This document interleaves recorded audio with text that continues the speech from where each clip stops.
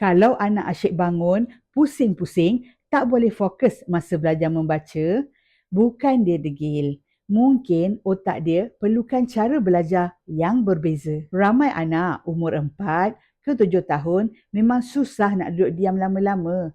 Tapi kita pula ajar guna buku teks. Paksa dia ikut belajar macam orang dewasa. Otak dia tak bersedia untuk static learning.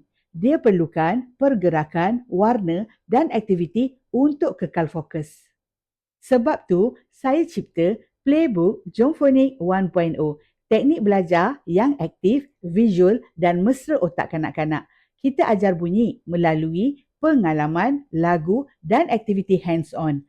Tak perlu paksa anak duduk diam sebab dia memang akan seronok. Hasilnya, anak yang dulu tak boleh fokus, mula ikut aktiviti, gabung bunyi dengan senang dan yang paling best, minta nak ulang sendiri. Kalau anak anda pun jenis yang tak boleh duduk diam, itu bukan halangan. Kita cuma perlu cara belajar yang sesuai. Klik link kat bio sekarang dan dapatkan Playbook Jomphonic 1.0. Fun, fleksibel dan terbukti berkesan.